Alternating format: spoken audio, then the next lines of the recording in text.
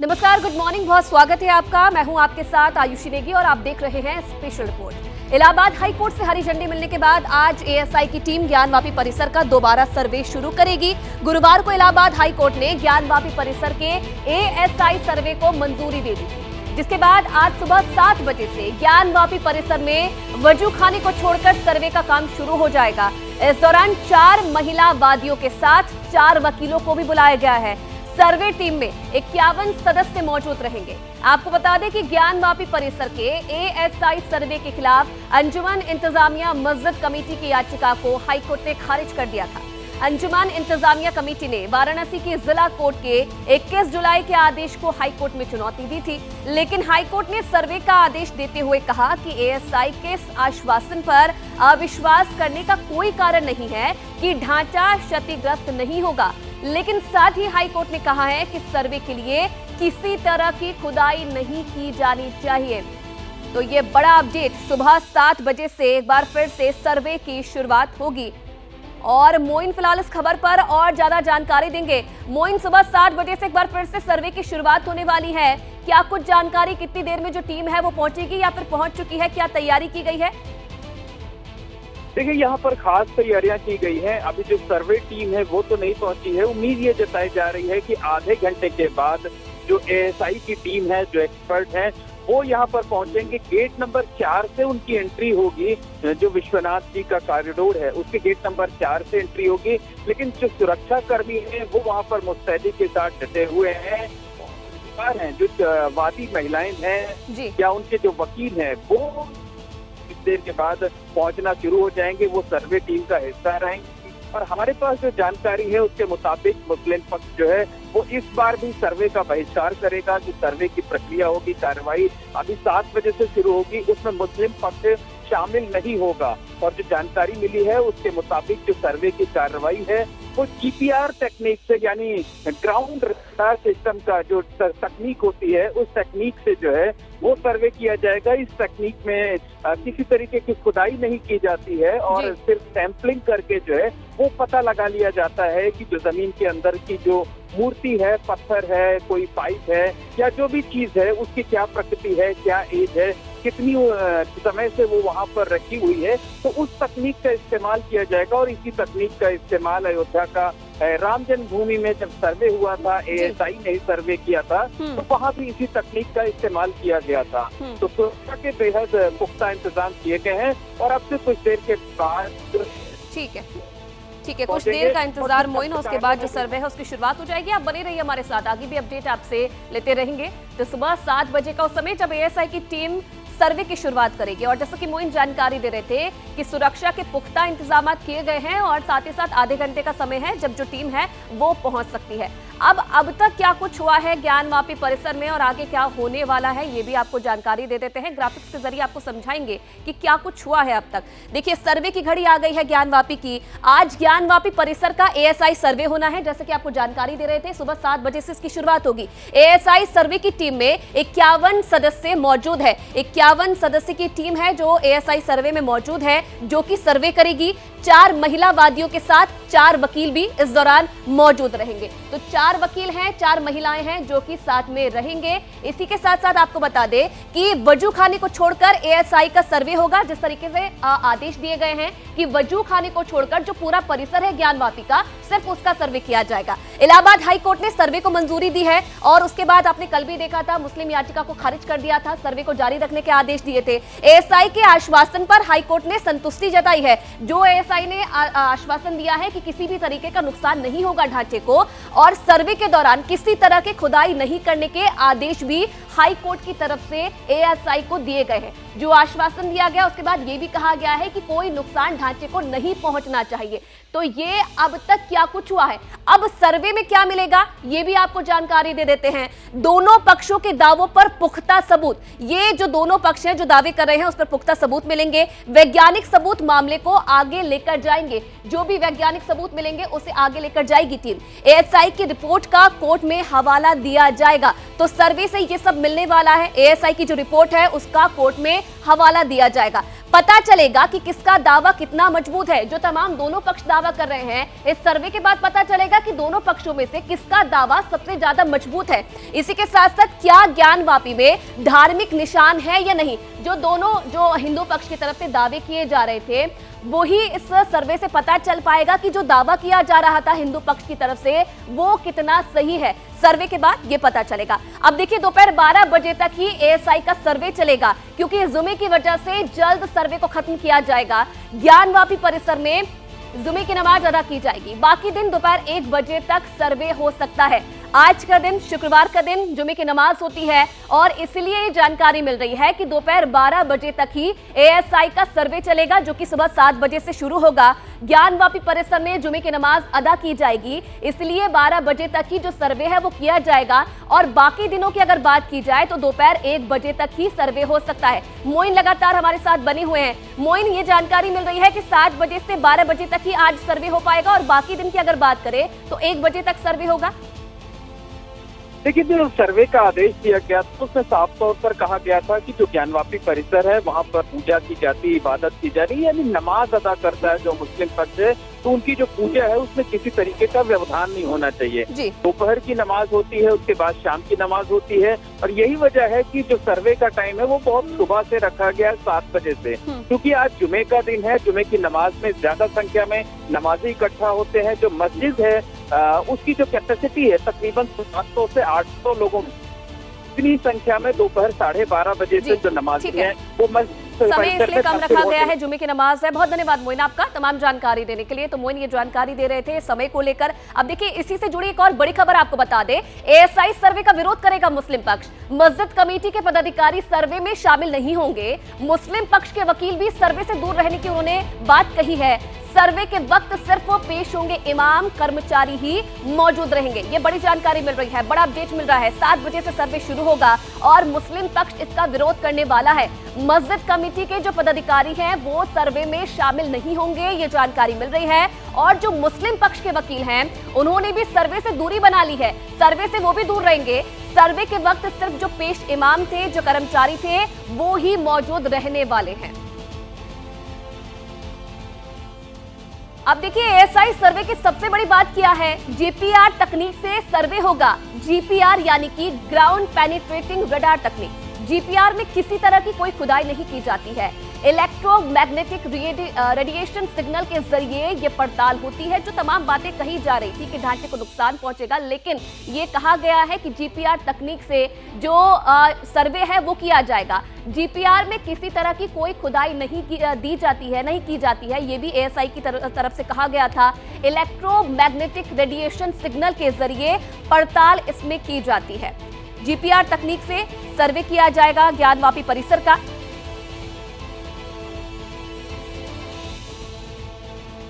वाराणसी के ज्ञानवापी परिसर के एएसआई सर्वे के इलाहाबाद हाई कोर्ट के आदेश को मुस्लिम पक्ष ने सुप्रीम कोर्ट में चुनौती दे दी है। मुस्लिम पक्ष की याचिका पर आज सुप्रीम कोर्ट में सुनवाई होगी। सुबह करीब 11:30 बजे सुप्रीम कोर्ट में सुनवाई हो सकती है। ये अपडेट है। आपको बता दें कि इलाहाबाद हाई कोर्ट ने सर्वे को न्याय के हित में बताते हुए उसकी इजाजत देती है, जबकि मुस्लिम पक्ष ने इसे गलत बताते हुए तुरंत रोक लगाने की इस पर मांग की है। तो मुस्लिम पक्ष की एक और तैयारी। इधर दूसरी ओर ज्ञानवापी परिसर को सुरक्षित करने की मांग वाली याचिका पर भी आज वाराणसी जिला कोर्ट में सुनवाई होगी। वाराणसी के ज्ञानवापी श्रृंगार गौरी मामले में याचिकाकर्ताओं में से एक जो है राखी सिंह, उन्होंने बुधवार को जिला कोर्ट में याचिका दाखिल की थी, जिसमें मुस्लिम पक्ष को हिंदू प्रतीकों को नष्ट करने का आरोप लगाया था और उन्हें संरक्षित करने के लिए परिसर की सुरक्षा की मांग की गई थी। राखी सिंह ने याचिका जिला जज अजय कृष्ण विश्वेश की कोर्ट में दाखिल की थी, जिस पर सुनवाई के लिए कोर्ट ने आज की तारीख तय की थी। आज दोपहर 2 बजे के बाद जिला कोर्ट में याचिका पर सुनवाई होगी। तो वाराणसी कोर्ट में ज्ञानवापी पर आज भी सुनवाई का दौर जारी रह सकता है। और इधर एक और बड़ी खबर आपको बता दें, ज्ञानवापी को लेकर आईएमसी के राष्ट्रीय अध्यक्ष मौलाना तौकीर रजा का विवादित बयान सामने आया है। ज्ञानवापी परिसर के एएसआई सर्वे को लेकर इलाहाबाद हाई कोर्ट के फैसले को लेकर तौकीर रजा ने भड़काऊ बयान दिया है। तौकीर रजा ने कहा है कि ऐसा फव्वारा हर बड़ी मस्जिद में होता है, लेकिन अगर फव्वारे को शिवलिंग कहा जाएगा तो ये माहौल बिगाड़ने की साजिश है और ज्ञानवापी पर कब्जा करने की कोशिश है। तो मौलाना तौकीर रजा का ये भड़काऊ बयान सामने आया है। जो फैसला सुनाया है, कोर्ट ने अपनी समझ के मुताबिक जो फैसला किया है, अंजुमन ने फैसला किया है कि उस फैसले के खिलाफ अपील करेंगे, अपील करना चाहिए और सुप्रीम कोर्ट में इंशाल्लाह उसका फैसला जो सही फैसला होगा वो आएगा। अब इसमें कुछ दिक्कतें ऐसी हैं कि कुछ कलाकृतियों की बात हो रही है जो उस हाउस के अंदर आपको लगता है कि वो शिवलिंग है। वैसा शिवलिंग हिंदुस्तान की हर बड़ी मस्जिद जिसमें हौज है, उस हर हौज में एक फव्वारा लगा होता है। ये बात पहले भी मैंने कही थी, अभी भी कह रहा हूँ कि उसको शिवलिंग का नाम देना ये मैं समझता हूँ नासमझी कहा जाए या ज़बरदस्ती दंगा करने की कोशिश और कब्जा करने की कोशिश। और चलिए अब खबरों में आगे बढ़ेंगे और अब बात करेंगे उस दहशत की जो कि कैमरे में रिकॉर्ड हुई है, जिससे पता चल रहा है कि मेवात की हिंसा कोई अचानक हुआ उपद्रव नहीं था, बल्कि पूरी तैयारी के साथ इसे अंजाम दिया गया। उस वक्त हुआ क्या था? अरावली की पहाड़ियों को कैसे उपद्रवियों ने अपना अड्डा बनाया, कैसे बंदूकें निकल आई, देखिए दहशत के वो 240 मिनट।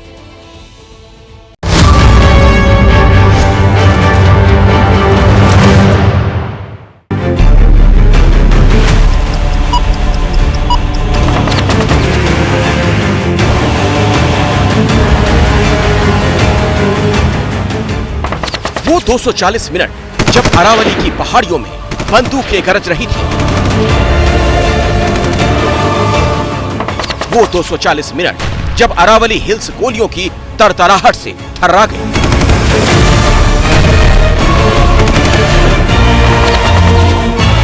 वो 240 मिनट जब चट्टानों की ओट में छिपे दंगाई श्रद्धालुओं पर फायरिंग करते रहे।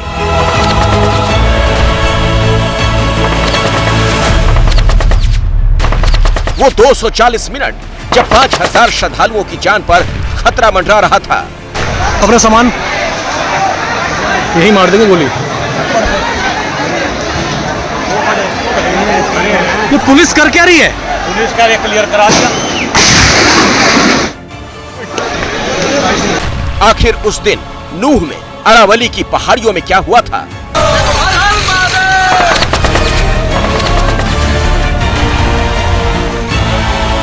आखिर उस दिन अरावली की पहाड़ियों की तलहटी में दहशत ने कैसे पांव पसारा?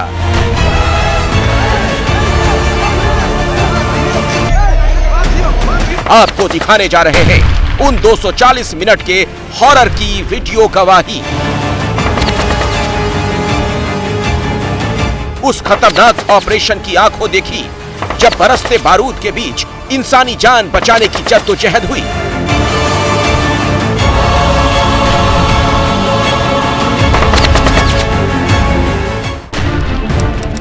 तारीख 31 जुलाई 2023, दिन सोमवार, जगह नलहरेश्वर मंदिर, नूह, हरियाणा।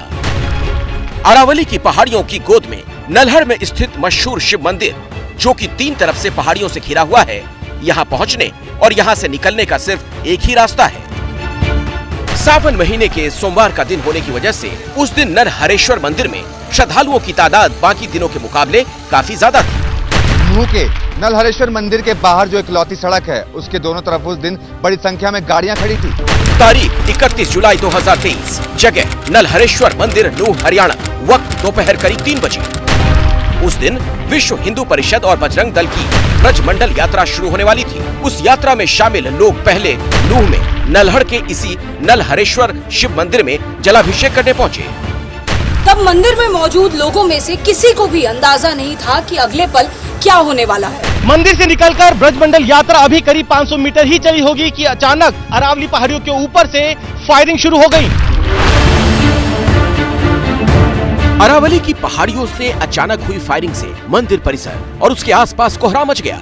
हजारों की तादाद में जुटे लोगों में अफरा तफरी मच गई। बदहवासी में जिसे जहां जगह मिली, जान बचाने के लिए वो वहां छिपता नजर आया। किसी ने मंदिर की ओट ली, किसी ने मंदिर के बाहर खड़ी गाड़ियों की ओट ली। बुरा हाल है भाई, चारों तरफ से पहाड़ों से फायरिंग हो रही है, बहुत बुरा हाल है भाई, बुरे घेरा से।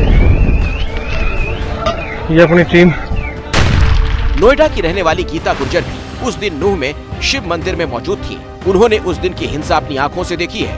जरा सुनिए चश्मदीदों की आंखों देखी।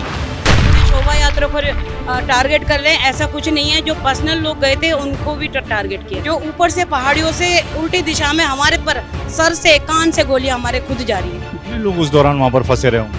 4000 में कंफर्म कह रही हूँ, 4000 से ऊपर ही लोग होंगे। सिचुएशन ऐसी आ गई थी, 2-2.5 घंटे उसी रूम में हम लोग खड़े हैं। उसी रूम में लेडी से टॉयलेट करने को हमारे सामने मजबूर हो गई थी। भाई वहीं खड़े थे, बच्चे वहीं खड़े थे। घंटे बाद हमारे गले तक सूख गए थे, हमने टॉयलेट का पानी पिया। उस दिन शिव मंदिर में फंसे कुछ चश्मदीदों का ये भी दावा है कि हमलावरों के पास AK-47 राइफल भी थी। मन से हमला हुआ है। अगर 5 किलोमीटर मंदिर है, वहाँ से गोली अगर नीचे लग रही है ना, जो लड़के थे 14 साल के लड़के थे जो असला चलाने में पूरी तरह से माहिर थे, और ये प्लानिंग 6 महीने से पहले की गई थी।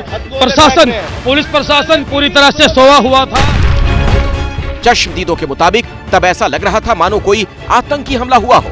फायरिंग के वक्त ऐसी दहशत फैली कि एक पुलिसकर्मी तो गाड़ी की ओट लिए हुए दिखा। कुछ देर में पुलिस पहुंची तो उसने मोर्चा संभाला। सादी वर्दी में AK-47 से लैस जवानों ने पहाड़ी की तरफ जवाबी फायरिंग की। इस भीषण गोलीबारी के बीच पुलिस मंदिर परिसर में फंसे श्रद्धालुओं को निकालने में जुटी रही। कई लोग गाड़ियों की ओट लेते हुए निकले। उस बीच फायरिंग होती रही। देखो भाई फायरिंग होते हुए, ये पहाड़ों पे बैठे भाई, फायरिंग करे थे हमारे। ये देखो भाई फायरिंग। मंदिर के पुजारी बताते हैं कि जब हिंसा भड़की तब वो मंदिर में ही मौजूद थे, लेकिन बाहर हालात कितने बिगड़ चुके हैं इसका उन्हें अंदाजा नहीं था। मंदिर के अंदर तो कुछ नहीं था, जो भी था मंदिर के बाहर ही था, और इस बारे में हमें जानकारी भी नहीं, क्योंकि हम तो मंदिर के मठ से बाहर आए नहीं, मंदिर के मठ में ही थे और तकरीबन मंदिर में ही रहे। उस दिन का वीडियो सामने आने के बाद ABP न्यूज संवाददाता नूह के नल्हड़ में उसी अरावली की पहाड़ी पर गए, जहां से उपद्रवियों ने फायरिंग की। महादेव के प्राचीन शिव मंदिर के ठीक पीछे हम पहाड़ियों पर खड़े हैं, उन पहाड़ियों को जिन उपद्रवियों ने अपना ठिकाना बना लिया था। मंदिर के अंदर सैकड़ों हजारों श्रद्धालु फंसे हुए थे और पहाड़ी से लगातार गोलियां बरस रही थी। इन सब के बीच उपद्रवियों ने ऐसी खतरनाक साजिश को अंजाम दिया कि श्रद्धालुओं की जान पर बनाई। मंदिर के बाहर सड़क के दोनों ओर खड़ी गाड़ियों में आगजनी कर दी गई। इससे लोगों का वहां से निकलना और भी मुश्किल हो गया। सिंगल सड़क है और उसी सड़क से आने जाने का रास्ता है, जिस पर सैकड़ों गाड़ियों को उपद्रवियों ने जला दिया था। यानी कि जो लोग मंदिर के अंदर फंसे थे वो आगे सड़क की तरफ नहीं भाग सकते थे, और जैसे ही कोई बाहर निकलता था इन्हीं पहाड़ियों से, एक बार फिर कैमरे की नजर से आप इन पहाड़ियों को देख लीजिए, बिल्कुल शिव मंदिर के पीछे ऊंचाई पर ये पहाड़ियां, और इन पहाड़ियों पर छुपे थे उपद्रवी और यहां से लगातार फायरिंग कर रहे थे। हथियार थे उनके पास, राइफल। 31 जुलाई को फायरिंग के बीच मंदिर में फंसे लोगों को निकालने के लिए खुद हरियाणा पुलिस की ADG कानून व्यवस्था ममता सिंह पहुंची थी। उस रेस्क्यू ऑपरेशन के बाद उन्होंने नल्हड़ में हालात कितने खराब थे। देखिए, मुख्य तौर पर जो नूह का जो हमारा कस्बा है वो, और एक नल्हड़ जो मंदिर है वो मेन हमारा जो एरिया था जो इफेक्टेड था। हमारे साइबर थाने पे अटैक हुआ है, बड़गली चौक पर काफ़ी नुकसान हुआ है, अडबर चौक के लेफ्ट राइट, अडबर चौक के 3-4 पॉइंट थे, प्लस नल्हड़ मंदिर। ये हमारा मेनली एरिया थे जहाँ पर काफ़ी बड़ी संख्या में आगजनी और पथराव और गोलीबारी की घटना। अब सवाल ये उठता है, क्या नूह में हुई हिंसा स्क्रिप्टेड थी? क्या इसे पूरी प्लानिंग के साथ अंजाम दिया गया? आखिर दंगाइयों के पास आधुनिक हथियार कहां से आए? इस पर हरियाणा से ताल्लुक रखने वाले केंद्रीय मंत्री राव इंद्रजीत सिंह ने ये कहकर खलबली मचा दी कि असलहे तो दोनों समुदायों के पास थे। असले आए हैं, दोनों समुदाय के पास असले अगर थे, जिस तरह से हम वीडियो के ऊपर देख रहे हैं, तो ये इंक्वायरी की बात है कि इनके पास असले क्यों आए, क्यों इन्होंने इस तरह का वातावरण पैदा किया, वो इंक्वायरी बताएगी तो कौन दोषी। बहरहाल नूह में नल्हड़ के शिव मंदिर के इर्द गिर्द हुई हिंसा का वीडियो सामने आने के बाद ये तो साफ दिख रहा है कि ये सब कुछ अचानक नहीं हुआ। लेकिन इस वारदात की पुलिस फाइल्स क्या कहती है? पुलिस की 2 FIR में 31 जुलाई की हिंसा को लेकर क्या बड़ी बातें पता चली हैं, ये दिखाएंगे आगे। और चलिए आगे बढ़ेंगे बड़ी खबर के साथ। यूपी के नोएडा में लिफ्ट में फंसने से एक महिला की मौत हो गई है। घटना नोएडा के सेक्टर 137 की पारस टियरा सोसाइटी की है। 70 साल की महिला सुशीला सोसाइटी के 24 नंबर टावर में 18वें फ्लोर पर रहती थी और जब लिफ्ट से नीचे उतर रही थी तो लिफ्ट नीचे गिर गई। लिफ्ट के गिरने से महिला घायल हो गई और करीब 1 घंटे तक उसमें फंसे रहने से महिला की जान चली गई। हादसे के बाद गुस्साए सोसाइटी के लोगों ने जमकर हंगामा किया। करीब 2 घंटे तक लोगों ने सोसाइटी का मेंटेनेंस सही तरीके से नहीं करने का आरोप भी लगाया, प्रदर्शन किया और AOA प्रेसिडेंट के इस्तीफे की मांग की है। गुस्साए लोगों ने AOA अध्यक्ष को घेर लिया। सूचना के बाद पुलिस भी मौके पर पहुंची और ये हंगामे की तस्वीरें भी आप देख रहे हैं। सोसाइटी के लोगों ने किस तरीके से हंगामा किया पुलिस की मौजूदगी में।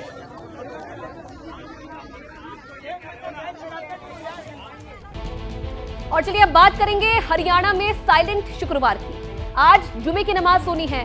हरियाणा के नूह और गुरुग्राम में हिंसा के बाद नमाज को लेकर प्रशासन अलर्ट है। हालांकि आज गुरुग्राम में खुले में नमाज अदा नहीं होगी।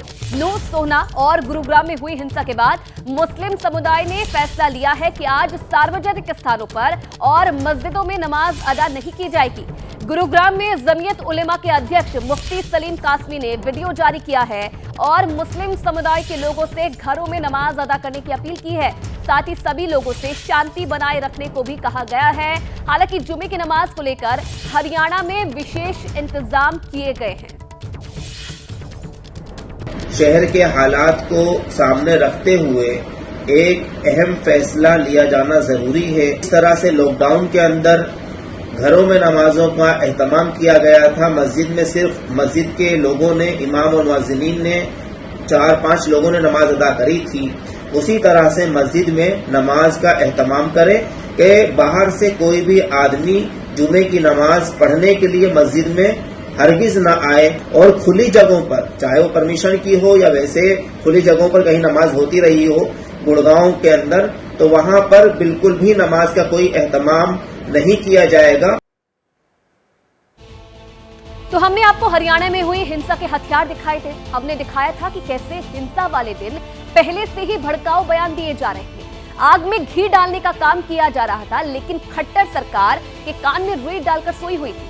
मेवात को किसने जलाया, ये सवाल तो बार बार पूछ लिया और हरियाणा का पूरा सिस्टम अब तक इस सवाल का जवाब ढूंढ रहा है। लेकिन अब सवाल सीधे हरियाणा के CM मनोहर लाल खट्टर से है, जो बेहद गैर जिम्मेदाराना तरीके से ये कह देते हैं कि हर नागरिक की सुरक्षा नहीं की जा सकती। सवाल ये है कि नैतिक जिम्मेदारी लेते हुए आप पद से इस्तीफा क्यों नहीं देते खट्टर साहब? वो देख रहे हैं ना, वो मेडिसिन ले जा रहे हैं। देखो ये देखो भाई फाइल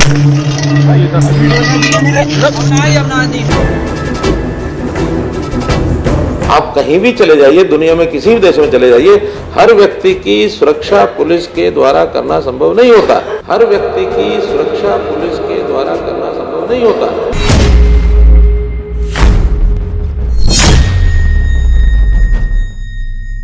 ऐसे मुख्यमंत्री और ऐसी सरकार को नैतिक जिम्मेदारी देकर इस्तीफा देना चाहिए और हमें कमांड सौंपो। हम दिखाएंगे कैसे सबको सुरक्षा दी जा सकती है।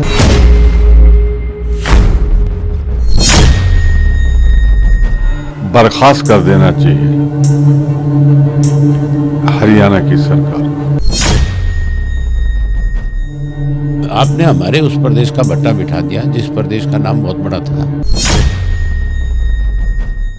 और अगर आप और आपकी सरकार हरियाणवियों की सुरक्षा करने में असमर्थ है तो ये राजनीतिक दिवालियापन है। झोला उठाइए और घर चले जाइए।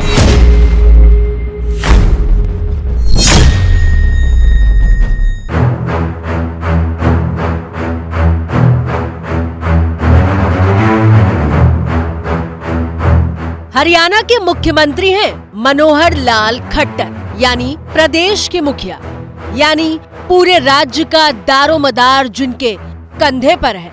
एक मुख्यमंत्री से राज्य की जनता उम्मीद करती है कि रोजी रोटी और काम धंधे से लेकर सुरक्षा व्यवस्था के मोर्चे तक CM साहब पूरा ख्याल रखेंगे। लेकिन हुआ क्या?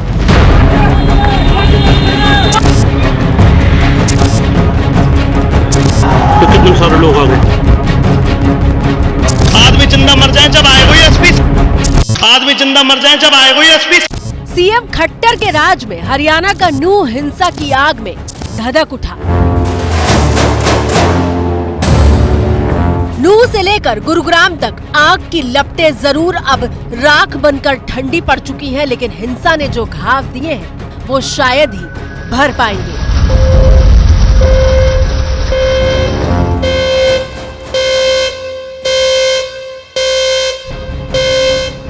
और इस हिंसा से मनोहर लाल खट्टर के दामन पर जो दाग लगा है वो शायद ही मिट पाएगा।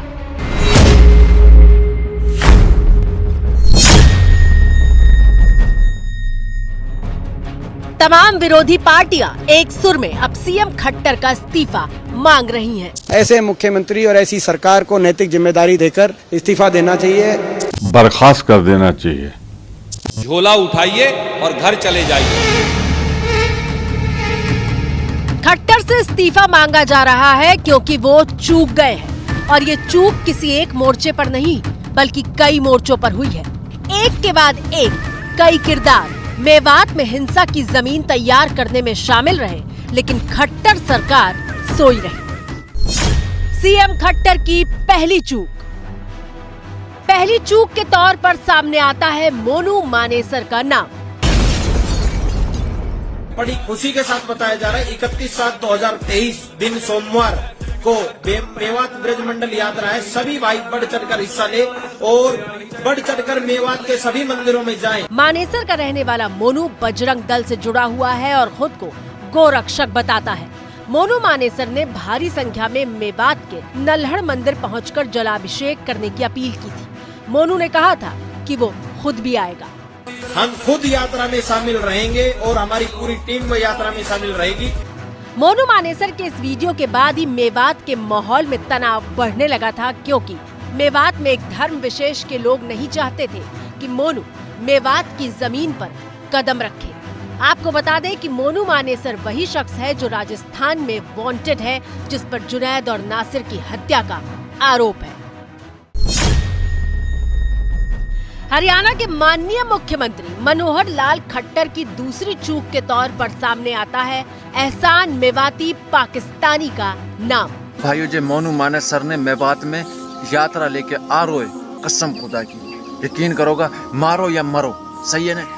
देखो मारो तो फिर भी सवाब है, और मैं यकीन के साथ कह रहा हूँ, और जब मर गया तो समझ जन्नत का हकदार हो। मतलब शहादत है यार, हक पे लड़ रहा हूँ, मुसलमानों के लिए लड़ रहा हूँ, जंग है यूँ, और या मैं इंशाल्लाह अल्लाह ताला से उम्मीद है कि हमें कामयाब करे।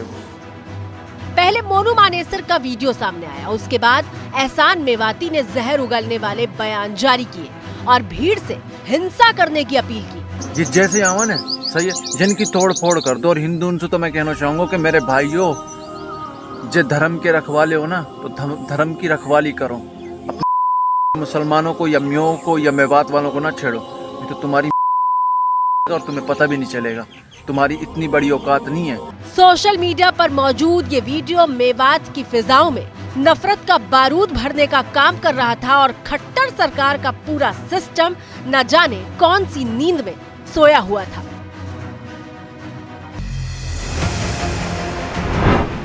खट्टर का सिस्टम चौकन्ना होता तो ऐसे भड़काऊ बयान देने वाले सलाखों के पीछे डाल दिए जाते। कोई हिंसा न हो, इसके लिए मेवात के मंदिर में भीड़ न जुटने दी जाती। भीड़ आई तो हमला ना हो, इसके इंतजाम किए जाते, लेकिन खट्टर ऐसा करने में नाकाम हुए।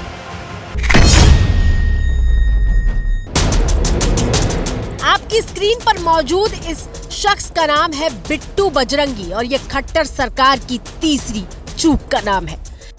पूरी लोकेशन दे दूं उनको, मैं कहाँ आ रहा हूँ। नहीं ये बोलेंगे कि बताया नहीं, ये बताया नहीं, और ये बोलेंगे कि बताया नहीं कि हम ससुराल आए और मुलाकात नहीं हुई, तो इसलिए हम पूरी लोकेशन देंगे। अभी हम पाली हैं और निकलेंगे धौस से ही।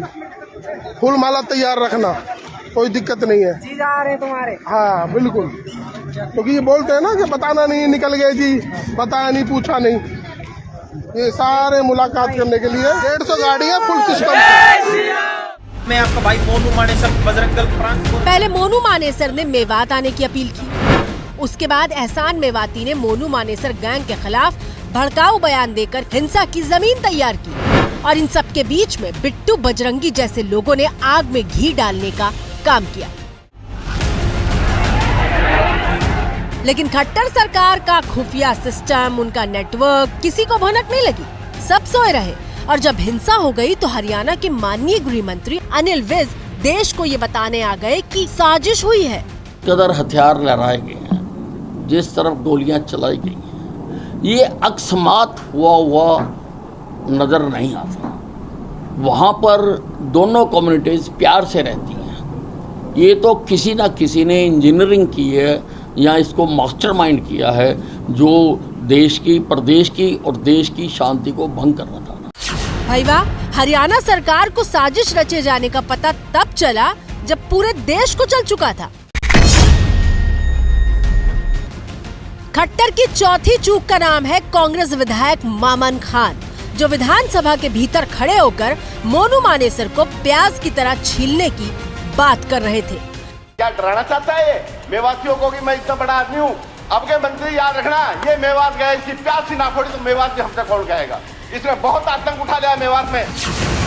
ये बयान भले ही इसी साल फरवरी महीने में दिया गया था, लेकिन उसी वक्त सदन के भीतर से मामन खान ने बता दिया था कि मोनू मानेसर अगर मेवात आया तो क्या हो सकता है।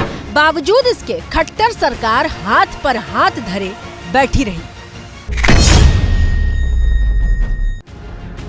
खट्टर सरकार की सबसे बड़ी नाकामी के तौर पर उनकी पुलिस का नाम लिया जा रहा है।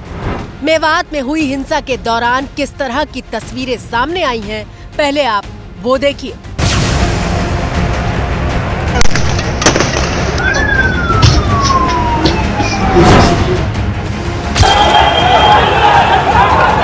पहाड़ों बैठे भाई फायरिंग करे दबा दो।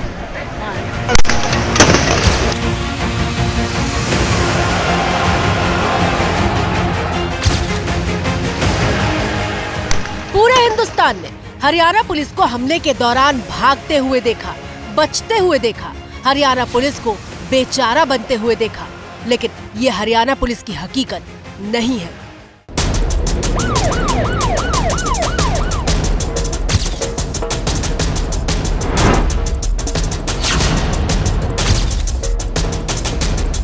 हरियाणा पुलिस की गिनती देश की बेहतरीन पुलिस के तौर पर की जाती है। वो पुलिस जो धाकड़ भी है और वक्त वक्त पर अपने शौर्य, साहस और धैर्य का परिचय भी देती रही है। इस बात की तस्दीक देश के गृह मंत्री अमित शाह भी कर चुके हैं। हरियाणा पुलिस हर एक क्षेत्र में चाक चौबंद रहने का इतिहास रखती है, चाहे वो कानून और व्यवस्था की परिस्थिति को सुदृढ़ रखना हो, सार्वजनिक सुरक्षा सुनिश्चित करनी हो। अब आपके मन में सवाल होगा कि अगर हरियाणा पुलिस इतनी सक्षम है तो नूंह में हिंसा रोकी क्यों नहीं जा सकी। इस सवाल के जवाब की पहली कड़ी के तौर पर सीएम खट्टर का वो बयान सुनिए जो उन्होंने हिंसा के बाद दिया। हमारी 130 करोड़ आबादी है, हरियाणा की लगा लें तो 2 करोड़ 70 लाख आबादी है। अब 2 करोड़ 70 या 80 लाख आबादी, हमारी पुलिस कितनी है? अब 60,000, 50,000।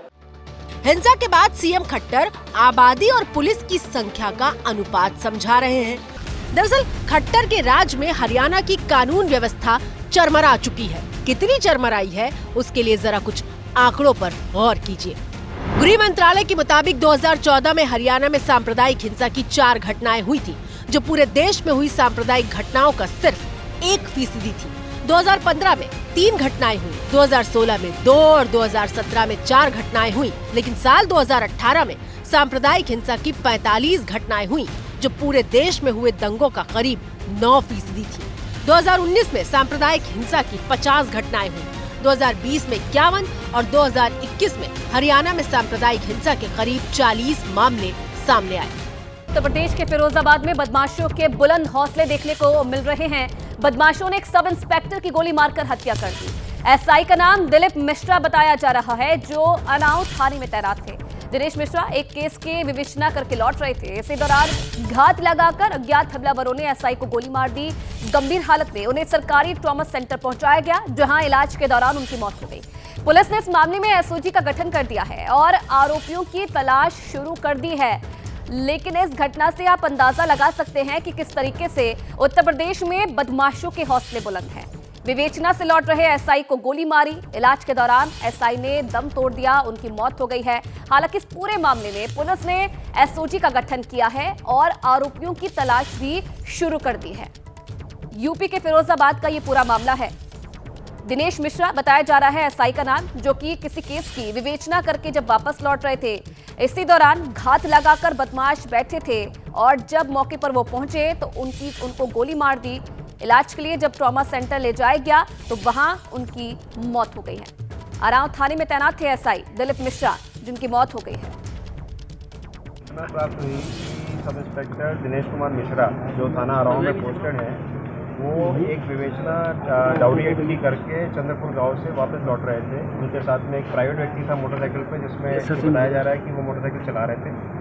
इसमें गांव से लौटते वक्त में जो गांव का सुनसान रास्ता है, जिसमें दोनों तरफ झाड़ियाँ हैं, उसमें बताया जा रहा है कि कोई गोली चली है और वो गोली इनके अभी जो हमने देखा है यहाँ पर कि गोली जो है राइट साइड में गले के लगी है और उसमें टैटरिंग ब्लैकनिंग भी है, तो उससे उनकी मृत्यु हो गई है, दुर्भाग्यपूर्ण मृत्यु हुई है।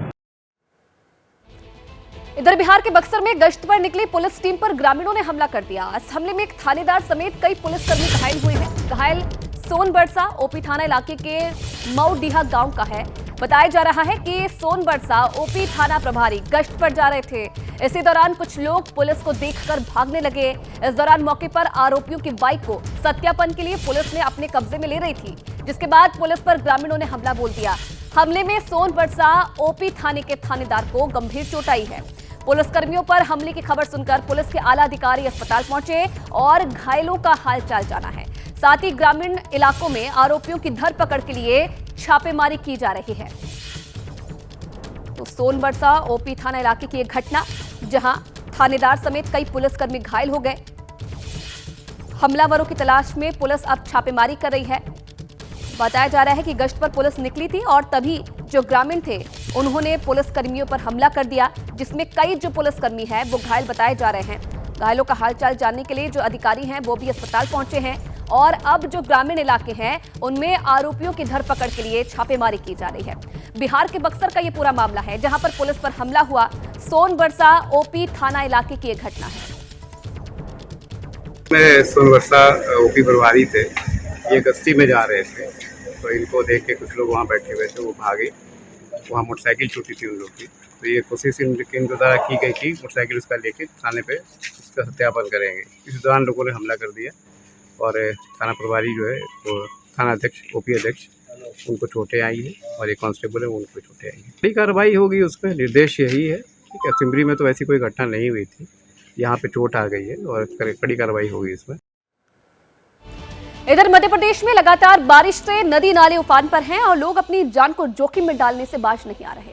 मध्य प्रदेश के सिवनी से एक रोंगटे खड़े कर देने वाला वीडियो सामने आया है। यहां बारिश के चलते हिनोतिया नाला उफान पर बह रहा है। इस पर बने पुल पर बाढ़ का पानी आ गया, जिसे एक बाइक सवार ने पार करने की कोशिश की और यही उसकी सबसे बड़ी भूल साबित हुई। पानी के बहाव के बीच युवक बाइक समेत फंस गया। इस दौरान युवक अपनी बाइक को बहने से रोकने की कोशिश करता रहा। इस दौरान मौके पर कई लोग मौजूद थे जो सिर्फ इस घटना का वीडियो बनाने में जुटे थे। किसी ने भी युवक को बचाने की कोशिश नहीं की। हालांकि बाद में युवक ने बाइक को पानी में ही छोड़ दिया और जैसे तैसे तैरकर सैलाब से बाहर निकल पाया।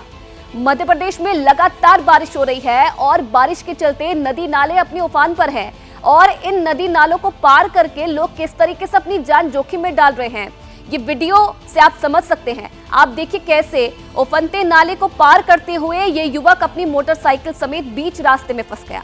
काफी देर तक मशक्कत करता रहा, जिसके बाद किसी तरीके से अपनी जान बचाकर ये बाहर निकला।